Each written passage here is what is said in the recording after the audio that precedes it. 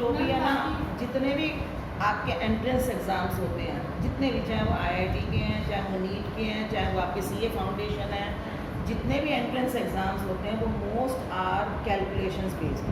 आप हाँ, तो टाइम लगेगा, तो इसीलिए आपको बेटा कोई इजी फॉर्मेट नहीं है इसका। जो देखो आपको बेसिक कैलकुलेशन करनी है तो करनी है ना। इसीलिए मैं आपको पूरे जनरल एंट्री वाले क्वेश्चंस नहीं करवा रही, क्यों? आपका क्या है कि फोकस पूरी जनरल एंट्री क्वेश्चंस पर ना हो जाए। आप लोगों का जनरल एंट्रीज तो पेपर में आनी नहीं है, तो हम लोग जनरल एंट्रीज की बजाय टूटे हुए क्वेश्चंस, टूटे हुए फिगर्स की अब आपको नॉलेज होना ज़रूरी है। जैसे कि आपको प्रोडाटा अलॉटमेंट दे रखी है, तो बताओ कितने पैसे इसके रिफंड किए जाएंगे, how much money of this group will be adjusted towards the allotment. जैसे मैंने आपको मान लो 3 प्रोडाटा दे दी, ठीक है, उसमें आपसे पूछा कि मैंने, जैसे मान लो आपको प्रोडाटा दी कि 40,000 को 40,000 शेयर्स दिए गए सपोज, ठीक है। क्वेश्चन है आपका एप्लीकेशन पर है 2 रुपये, अलॉटमेंट पर 3 रुपये और फर्स्ट कॉल पर 5 रुपये सपोज, ये क्वेश्चन है, ठीक है। और मैंने आपसे 50,000 शेयर्स इशू किए थे, एप्लीकेशन साइज 70,000, ठीक है। ये मैंने एक क्वेश्चन बनाया। अब इसमें, अब आपका क्वेश्चन ये बनता है कि इसमें आपको मैंने वो भी दे दी कि कैसे अलॉटमेंट हुई। मैंने ये आपको क्वेश्चन इस तरह से दे दिया,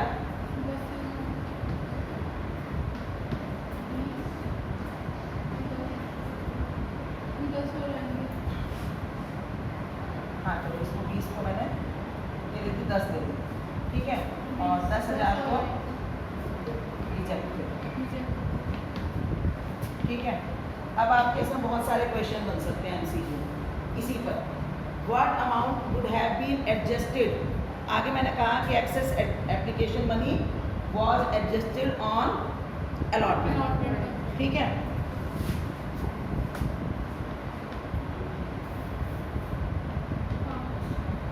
ये रखा मैंने क्वेश्चन, ये हो गई मेरी 70,000 की एप्लीकेशन को मैंने प्रोसेस किया और 50,000 रुपये। अच्छा, अब आपका क्वेश्चन बनता है, how much share application money have been received in this question. What amount of share application money has been received in the above case. आपको एक केस दे दिया, मैंने भी इसी तरह से बनाया है, एक आपको पूरे क्वेश्चन दे दिया, उसके बेस पर फिर अलग क्वेश्चंस बनाए हैं। How much application money have been received in this case? 1,40,000। How? ठीक है, तो अब आपको जनरल एंट्री पर ध्यान नहीं देना, ये आपका अमाउंट होगा। या हो सकता है आपको जनरल एंट्री दे दी, bank account debit to share application, amount भरो, अमाउंट फिल करो, ऐसे भी आ सकता है। What amount will be transferred to share allotment at the time of transferring the money. अब यहाँ पर हमारे लिए प्रॉब्लम हो गई, टेबल अब आपको पूरी बनानी पड़ेगी। आप टेबल कैसे बनाओ? अब कितनी टेबल, लंबी चौड़ी टेबल नहीं सोचनी है आपको, हाँ रफली करना है आपको। एक ही पेपर मिलेगा, क्वेश्चन बुकलेट जो आएगी उस पर आपको पेंसिल से रफ वर्क करना है। जो एंट्रेंस एग्जाम होते हैं ना, उसमें एडिशनल शीट नहीं दी जाती, क्वेश्चन पेपर जो आएगा उसी में एक पेज होता है रफ वर्क के लिए। हाँ, OMR शीट ही मिलेगी आपको। OMR शीट आपके क्वेश्चन बुकलेट में डलकर आएगी। आपका बिल्कुल समझ लो आपकी ये मॉक ड्रिल होगी ऑफ योर फाइनल एग्जाम, और आप इसको फाइनल एग्जाम की तरह से ही लेना। आपको लास्ट ईयर का सारा एक्सपीरियंस है, don't take it just casually, ठीक है। आपका क्वेश्चन बुकलेट सेम उसी तरह से होगा। आपकी 10:30 बजे तक तो क्लास होगी, स्कूल में पढ़ाई भी होगी, क्योंकि सबको पता है सिलेबस अभी पूरे नहीं हुए हैं, ठीक है। आप लोगों की उसमें मॉक हम लोग करवाएंगे, जो भी करवाना है। 10:30 बजे आपकी एग्ज़ाम रूम में एंट्री होगी, 10:15 बजे जैसे जैसे वो सीक्वेंस है, 11 बजे आपका पेपर शुरू होगा, 12:30 बजे तक आपको पेपर आपसे ले लिया जाएगा। आंसर बुकलेट आपकी जो है OMR शीट आएगी, OMR शीट आपको क्वेश्चंस में डालनी है, उसमें क्वेश्चन पेपर के अंदर होगी, आपको वो निकालनी है, उसी तरह से गोले फिल करने, सब कुछ मॉक ड्रिल है आपकी फर्स्ट टर्म एग्जाम की, ठीक है। तो आपने इसको लाइटली नहीं लेना। अच्छा, क्वेश्चंस की बात आएगी तो आपको वो रफ शीट पर आप पेपर पेंसिल से रफ वर्क कर लेना, ठीक है। अब इस केस में बताओ कितने पैसे अलॉटमेंट में ट्रांसफ़र होंगे। तो देखो इनके क्या हुए, फुली यूटिलाइज, फुल हो गए। इसका कोई नील हो गया, या आप यहाँ लिख दो नील। ठीक है, इनका बताओ 20 को 5 मिले, बताओ 15,000 एप्लीकेशन रुपए एक्स्ट्रा, 15 दूनी 30, 30,000 रुपए इनके एक्स्ट्रा। तो क्या मैं 30 पूरे ट्रांसफर कर दूं इनके? बताओ कितने ट्रांसफर करूं?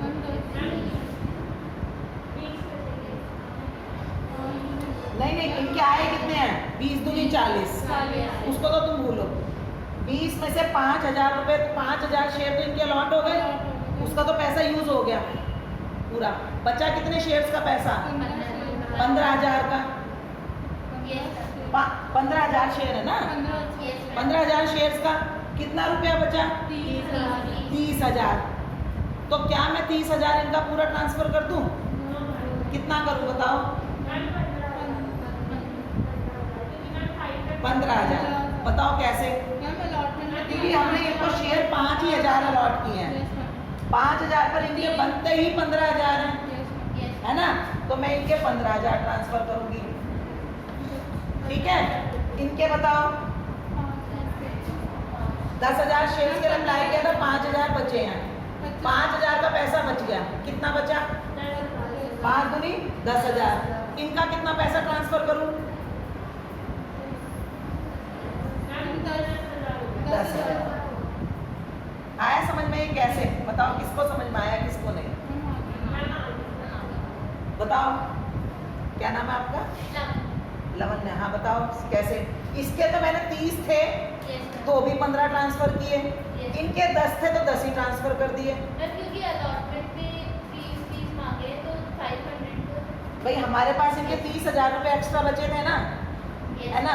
तो मैंने देखा वो 30,000 में क्या सारे ट्रांसफर कर सकती हूँ? नहीं कर सकती। क्यों नहीं कर सकती? मैंने देखा इनसे अलॉटमेंट में पैसे कितने आएंगे, 5 दिया 15,000, तो मैं सिर्फ 15, मैक्सिमम 15 है तो मैक्सिमम 15 ही ट्रांसफर कर सकती हूँ। ठीक है, समझ गए? और इससे इनके बचे हुए 10,000 हैं और मंगवाने इनसे भी 15 ही थे, तो इनके कितने ट्रांसफर करूंगी? 10,000। समझ गए? तो अब दूसरे क्वेश्चन का आंसर कितना हुआ? What amount will be transferred to share allotment at the time of transferring? 25,000। एक क्वेश्चन ये हो गया। चलो जी, दूसरा हो गया 25,000। अब तीसरा क्वेश्चन इसमें बनता है what amount will be due eight the time of allotment? What amount will be in the due entry of allotment? Due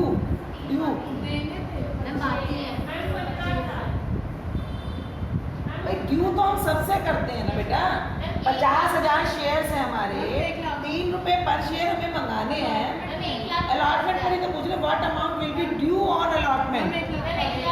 1,50,000। एक और क्वेश्चन का आंसर आ गया।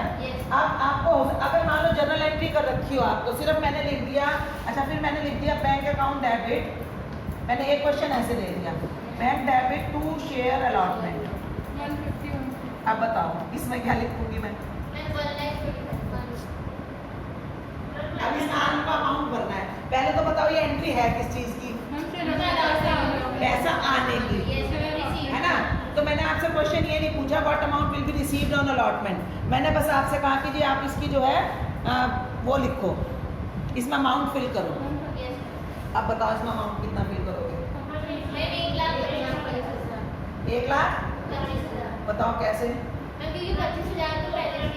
इसके 15,000 ऑलरेडी आ चुके, इसके 10,000 ऑलरेडी आ चुके, 25,000 आ चुके, 1,25,000 हो गया ना आसान? अच्छा, अगर मैं आपसे ये कहती हूँ इसी क्वेश्चन में कि eight the time of allotment one share holder holding 100 shares from the group first, group 1, group 2, group 3. One shareholder holding 100 shares from the group 1 did not send allotment money. अब बताओ इसमें क्या आंसर आएगा? One share holder लिख दूं? One share holder from group 1 did not send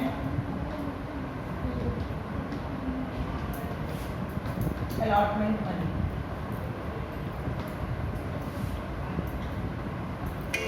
बताओ क्या होगा?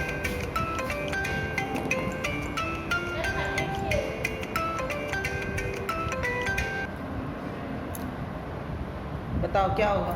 100 शेयर का जो अमाउंट है उसका 1 शेयर होल्ड, हाँ 100 share from group 1 holding 100 shares. बताओ, अब बताओ इसमें अमाउंट कितना आएगा? 1,24,700 कितना? 1,24,700। अब बताओ, जिस बच्चे को समझ में नहीं आ रहा मुझे बताओ ये चीज कैसे हो रही है? देखो सब बच्चे, एक बच्चा आंसर देता है, बाकी रिपीट करते हैं। नहीं आया भाई, सीधा देखो 1,50,000 रुपए ड्यू हुए थे, ये समझ में आ गया?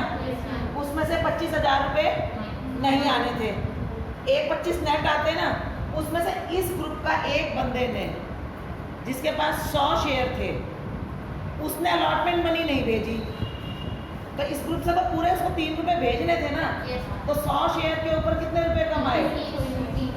300 रुपए कमाए ना, तो 1,25,000 में से मैंने 300 और माइनस कर दिए। देखो मैंने क्या किया, ये 1,50,000 माइनस 25,000 माइनस हो गया। अच्छा, इसी को मैंने बस जरा सा चेंज कर दिया। अब बताओ क्या आंसर होगा? अब बताओ क्या चेंज होगा?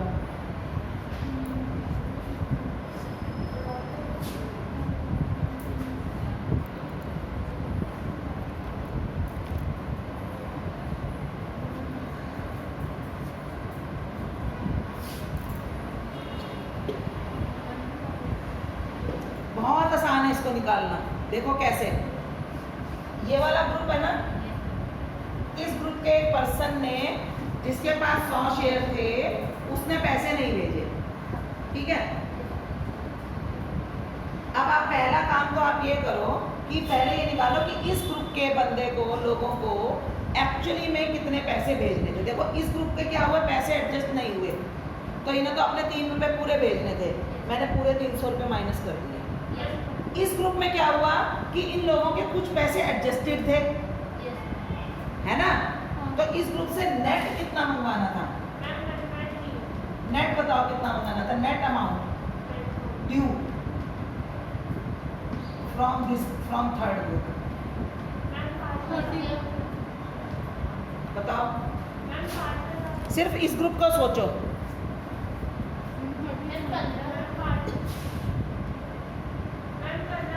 पहले 15,000 रुपए ड्यू होने थे, उसमें से 10,000 रुपए आ चुके, सिर्फ 5,000 रुपए और आने थे, है ना। और टोटल कितने शेयर थे? 5,000। तो यानी कि कितना रुपया एक शेयर पर आना था? 1 रुपया। तो जिसने 100 शेयर पर पैसे नहीं भेजे उसने कितने रुपए नहीं भेजे? 100। तो मैं यहाँ पर इसी एंट्री को मैं क्या कर सकती थी? 100 रुपए माइनस करके, यही हम अपना, अगर मैं फुल क्वेश्चन कर रही होती, कैलकुलेशन में यही करनी होती, पर आप लोग वो क्या होता है कि आप सब लोग ना टेबल बना कर उस क्वेश्चन को इतना बड़ा बना देते हैं, उसका इतना विकराल रूप उसका हो जाता है कि बच्चों को पता ही नहीं चलता हम कैलकुलेशन क्या कर रहे हैं, सिर्फ वो कैलकुलेशन कर रहे होते हैं। अच्छा, ये इसमें से ये माइनस करना है, अब इसमें से ये माइनस करना है। वो क्वेश्चंस टेबल तो बच्चे बना लेते हैं, पर उन्हें ये नहीं पता होता मैं कर क्या रही हूँ। आया समझ में ये? हाँ। अच्छा, आप बताओ मुझे इसके बाद, अब मान लो ये क्वेश्चन है 500 शेयर का, आप बताओ क्या होगा? अब मुझे खुद कैलकुलेट करना है।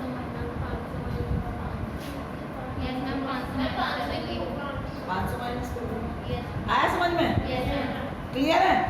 अच्छा, अब फिर इसके बाद देखो कितने क्वेश्चन करवा दिए मैंने इसके एमसीक्यू हो गए आपके, इसमें से 4-5 हो गए ना। एक ये what amount will be adjusted, what amount will be refunded eight the time of allotment, at the time of adjusting the money. जब मैंने ये 25,000 का आंसर दिया, यानी जो सेकंड एंट्री थी वो एंट्री आपको करके छोड़ दी। वो एंट्री सपोज उन्होंने ये छोड़ दी क्वेश्चन ये कह रहा है कि excess money will be adjusted towards the allotment, है ना। और उन्होंने आपको एक जर्नल एंट्री ब्लैंक करके छोड़ दी, क्या, share application account debit to share capital to share allotment और टू बैंक। लो जी, ये आपका 4 मार्क का क्वेश्चन बन गया अगर एक तरह से देखो, मतलब 4 क्वेश्चन आ गए इसके अंदर। बताओ क्या करूं, अमाउंट भरते जाओ। ये कौन सी एंट्री है, ये एंट्री के नरेशन क्या है, being the share application amount adjusted towards the या transfer towards the share capital and share allotment, ठीक है। अब बताओ इसमें क्या जाएगा,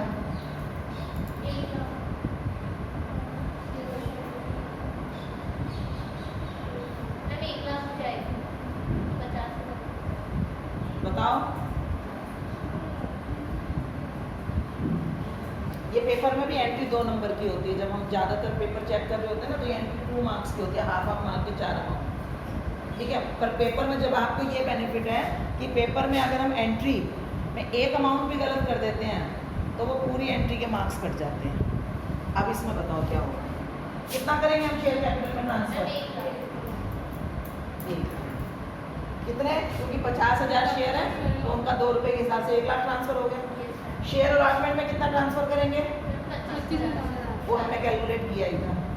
अब इन्होंने क्वेश्चन में ना ये नहीं कहा, सिर्फ इन्होंने क्वेश्चन में मैंने क्या कहा आपको कि excess application money will be adjusted towards allotment and first call नहीं कहा मैंने, यानी कि और एक्स्ट्रा होगा तो वो रिफंड होगा। तो बताओ रिफंड कितना होगा, रिजेक्ट नहीं बेटा, इनके तो देखो इनके पूरे पैसे यूज हो गए, इनके भी पूरे पैसे यूज हो गए, कुछ पैसे तो यहाँ चले गए, कुछ यहाँ चले गए। इनका क्या हुआ बताओ, 15,000 बचे थे, है ना, वो वापस कर। इस तरह से आपका क्वेश्चन आ सकता है, ठीक है। फिर एक मैंने आपको एंट्री करके दिखाई कि उन्होंने शेयर अलॉटमेंट ड्यू कर ली। अब इसके बाद बताओ वाटर एंट्री, ये उतार कॉपी कर रहे हो आप लोग क्वेश्चन, ये वैसे मैं आपको उस पर भेजूंगी।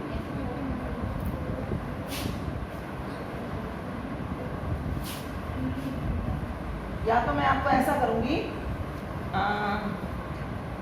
चलो देखते हैं, एक क्वेश्चन दूंगी उसके 7-8 क्वेश्चन बना दें, ठीक है। अच्छा, what amount will be due on first call, first and final call,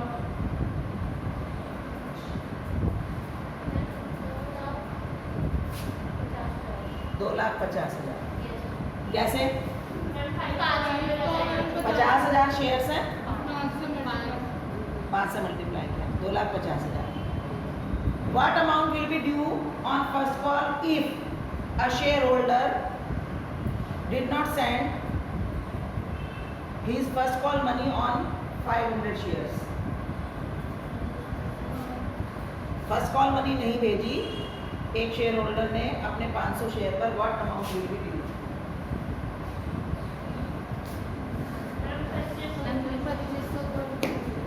बताओ। अब कौन से ग्रुप के शेयर होल्डर ने नहीं भेजी, ये तो मैंने बताया ही नहीं, तो प्रॉब्लम हो गई बेटा। किसी की भी कोई भी हो, अब तो सबको ही पूरे पैसे भेजने देते। हमें कौन से ग्रुप का शेयर होल्डर है वो तब इम्पॉर्टेंट होता है जब हमने मनी एडजस्ट कर रखी हो। अब तो क्या है, इसको भी अपने पूरे 5 भेज रहे हैं, इसको भी, तो किसी भी ग्रुप का हमें कोई फर्क ही नहीं पड़ता, है ना। तो बताओ कितने रुपए आए, हाँ जी, 2,50,000। वो तो वापस कर तो दिया उस एंट्री में बैंक में। अगर मैंने फर्स्ट कॉल में एडजस्ट किए होते तो मैं कर 2,50,000 माइनस 2500 कितना हो गया, 2 लाख। आगे समझ में ये चीज क्लियर है। अच्छा, आपको कॉल इन एरियर और कॉल इन एडवांस का मतलब पता है।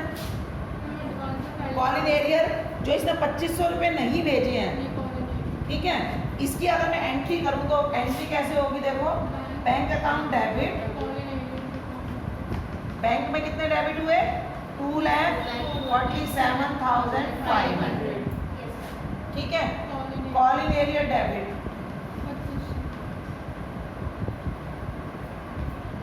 कितना? 2 share first and final call, है ना?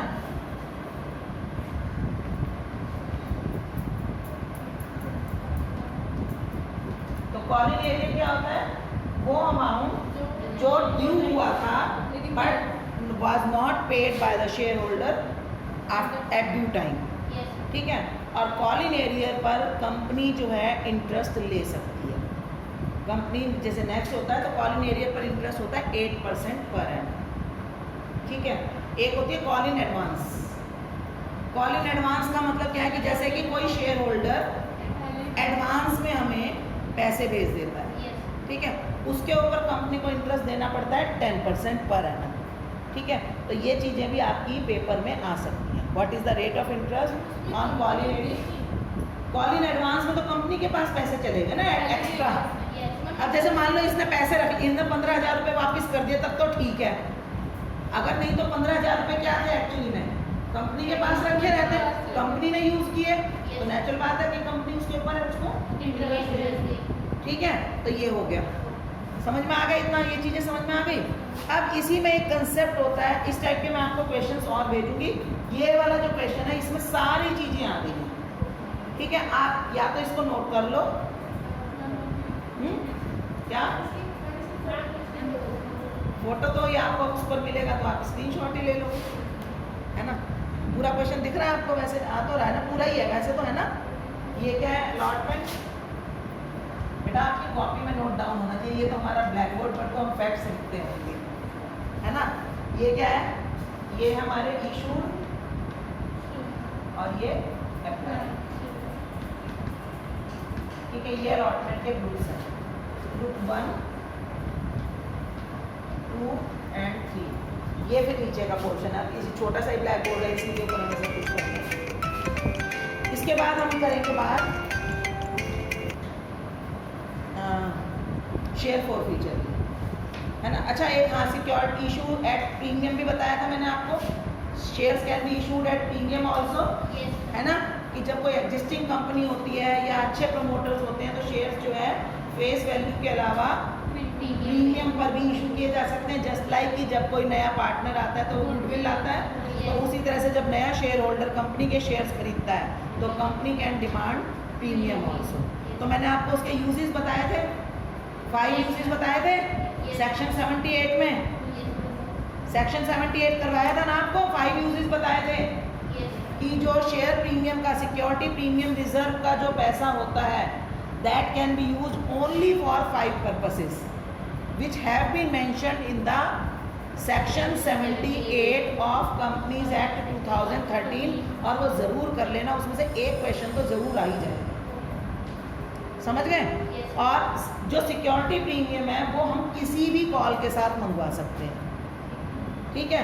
किसी भी कॉल के साथ हम ड्यू कर सकते हैं।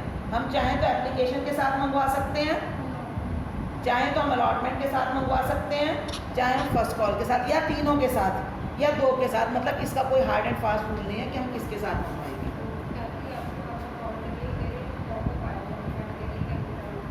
क्लास में भी समझ गए? तो इस तरीके से आपको ये क्वेश्चंस करने हैं। अभी टाइम तो नहीं हुआ ना क्लास का? अगर एप्लीकेशन में प्रीमियम आता है और हमें प्रोराटा से अलॉटमेंट करनी तो प्रीमियम का अमाउंट भी रिटर्न? हाँ, एप्लीकेशन पर, हाँ बिल्कुल बिल्कुल, उनका सारा आपने उस वक्त भूल जाना है। देखो मान लो हमने एक क्वेश्चन है जिसमें हमने 2+3 प्रीमियम किया, यही क्वेश्चन मान लेते हैं। मैम को बोलो मैं क्लास में हो गई, ठीक है? 2+3 मेरा ये प्रीमियम है। अब बताओ क्या होगा, कितने पैसे आएंगे? यही क्वेश्चन है, कुछ नहीं चेंज किया मैंने। बताओ अभी ये क्वेश्चन कैसे चेंज होगा? 70,000 इंटू 5 3,50,000 ये हो गया। अब बताओ दूसरी एंट्री क्या होगी?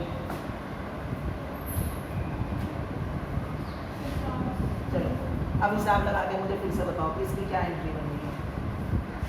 सब बाकी सब कुछ सेम है।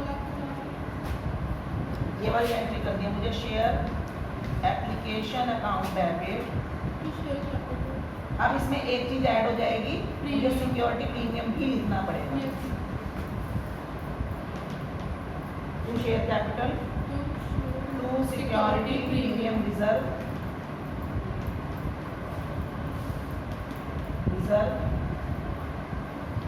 और टू शेयर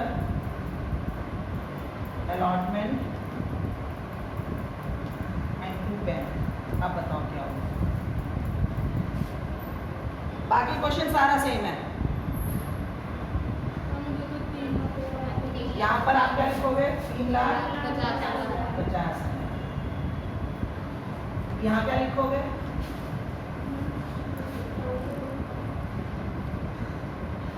बताओ यहाँ क्या लिखोगे शेयर कैपिटल में? 1 लाख। 1 लाख। बेटा 1 ही लाख तो लिखेंगे, 50,000 शेयर्स हैं, उस पर 2 रुपए पर शेयर 1 ही लाख तो लिखोगे। इसमें क्या लिखोगे? 3 रुपए पर शेयर है ना, ये तो 50,000 का हिसाब चल रहा है, 1,50,000। अब मेन आ गई ये दो चीजें। अब इसमें बताओ क्या करोगे। इसका तो पूरा पैसा यूज हो गया है ना, इनका पैसा बचा और इनका बचा, बताओ क्या हिसाब हो। इसका कितना पैसा ट्रांसफर करूँ लॉट में? देखो इनके भी 20 में से 5-15,000 शेयर का पैसा बचा हुआ है। कितना बचा हुआ है वो? इनका 75,000 रुपये एक्सेस है। ये क्या है? Excess, surplus. इनका कितना पैसा बचा है मेरे पास? सरप्लस में कितना है? 75,000। ठीक है, अब बताओ क्या करूं।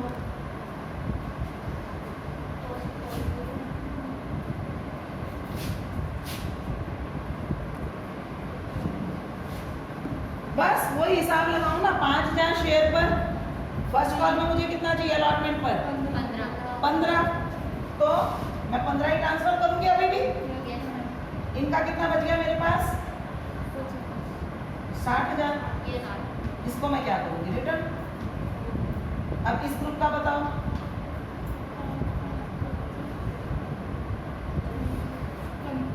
बोलो बताओ, इस ग्रुप के कितने पैसे हैं मेरे पास? 5,000 शेयर्स यूज हो गया, 5,000 का पैसा बच गया। बताओ इनका कितना सरप्लस कितना है? सरप्लस बताओ कितना है? 5,000 शेयर्स का पैसा है ना, 25,000 है ना। अब इनका अलॉटमेंट में कितना ट्रांसफर करूं? अब तो मेरे पास इनके 5,000 से 15,000 बनते हैं ना, तो मेरे पास 25,000 बचे पड़े हैं, तो मैं बड़े आराम से इनके 15 ट्रांसफर कर सकती हूँ। मैं तो पैसों का हिसाब देख रही हूँ ना। इनके भी बच गए 10। अब क्या करूँ? बताओ अब क्या करूँ? इनके मैंने 15,000 ट्रांसफर कर लिए, इनके भी 15। अब पूरे 15 ट्रांसफर हुए। अब यानी कि अलॉटमेंट पर ना ये 1 भी रुपया देंगे ना ये देंगे, सिर्फ ये देंगे। समझ गए? अब क्या करूं मैं? यहाँ पर कितना ले जाऊं? 30,000। ठीक। अब बैंक में कितना करूं? 60 ये और 10 ये, 70। समझे? इस तरीके से आपको ये चीजें अगर आपको करनी आ गई ना, ये चीजें अगर आपको करनी आ गई तो ये समझो आधा चैप्टर तो आपका सॉल्व हो गया। अब मैंने देखो इसमें ना कोई टेबल बनाई, अगर तुम लंबी चौड़ी टेबल बनाने लग गए वहां पर पेपर में तो कम से कम वो 15-20 मिनट तो टेबल बनने में लग जाएंगे। तो बेटा आपको इस टाइप की कैलकुलेशंस भी करनी आनी चाहिए। ये नहीं है कि बस हमें तो टेबल ही बनानी आती है, मैं तो टेबल से ही क्वेश्चन करूंगी, ऐसा नहीं। तो ये वाला क्वेश्चन आप नोट डाउन करो दोनों तीनों तरीके से। ठीक है, चलो तुम यही वाला कर लो और ये वाली एंट्री पास कर लो। कोई और ऐसा ही कुछ और? बस वो क्लास का टाइम हो रहा है ना, नीचे भी बुला रहे हैं। हाँ